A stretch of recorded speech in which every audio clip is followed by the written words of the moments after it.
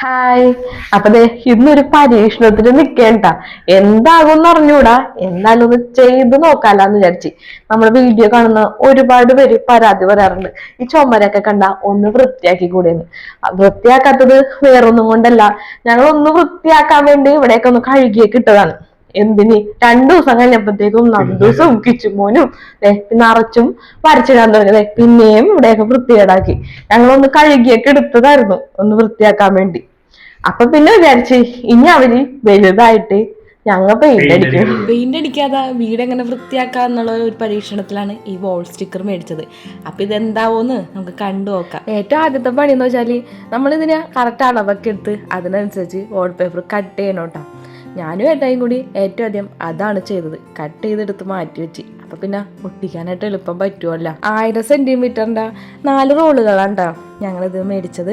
ഇതിന് ഏകദേശം നമുക്ക് 1100 ചില്ലാൻ രൂപയെ നമുക്കായുള്ളൂ.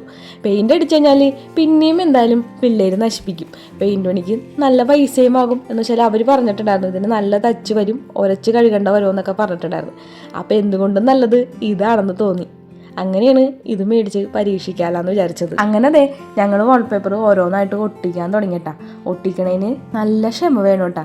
ഞങ്ങളിത് എന്താണ് ചെയ്യണത്, ഇതെന്തായി തീരുമെന്നറിയാൻ ആകാംക്ഷയിൽ അമ്മയും ഞങ്ങളൊപ്പം വന്ന് നിൽക്കണ്ടായിരുന്നു കേട്ടാ. അങ്ങനെ ഞങ്ങൾ ഹാളിൻ്റെ ഓരോ സൈഡായിട്ട് ഒട്ടിക്കാൻ തുടങ്ങിയിട്ടാ.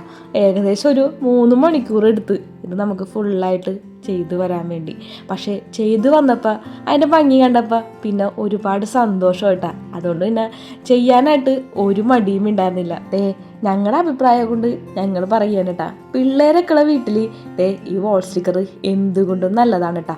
അധികം പൈസയും ആവൂല. ഈ ചുമര് കണ്ട, ഈ ചുമര് ഇങ്ങനെ കുത്തു വരച്ചിട്ടതാണ്. ഇതിപ്പോൾ ഞങ്ങൾ വാൾ സ്റ്റിക്കർ അടിച്ച് വന്നപ്പോൾ കണ്ട അതിൻ്റെ ആ ഭംഗി കണ്ട എന്ത് വ്യത്യാസമാണ് വന്നത്. അതുപോലെ തന്നെ സ്വിച്ച് ബോർഡൊക്കെ ചെയ്യുമ്പോൾ നമ്മളൊന്ന് ശ്രദ്ധിക്കണം കേട്ടോ. ആ ഷേപ്പിനൊന്ന് കറക്റ്റായിട്ടൊന്ന് കീറിയും കൂടി കൊടുത്തു കഴിഞ്ഞാൽ നല്ല പെർഫെക്റ്റായിട്ട് നമുക്ക് ഈ വാൾ സ്റ്റിക്കർ ഒട്ടിച്ചെടുക്കാൻ വേണ്ടി പറ്റും. 3 മണിക്കൂറത്തെ കഷ്ടപ്പാടിന് ശേഷം ഇങ്ങനെ കിടന്ന ഞങ്ങളുടെ ഹാളിൻ്റെ ഫൈനൽ ലുക്ക് കാണണ്ടേ. ഇത്രയും ഭംഗിയായിട്ടാ. ഒട്ടും പ്രതീക്ഷിച്ചില്ല കേട്ടാ ഇത്രയും ഭംഗി കിട്ടുമെന്ന്. ഒരു പരീക്ഷണം എന്ന രീതിയിലാണ് കേട്ടാ ഞങ്ങളിത് ചെയ്തു നോക്കിയത്. ചെയ്തു വന്നപ്പോൾ ഞങ്ങൾക്ക് എല്ലാവർക്കും ഇഷ്ടപ്പെട്ടു. അമ്മയൊക്കെ വന്ന് പറഞ്ഞ് അടിപൊളിയായിട്ടാ, ചുമരൊക്കെ ആകെ മാറിപ്പോയല്ലോ എന്ന്.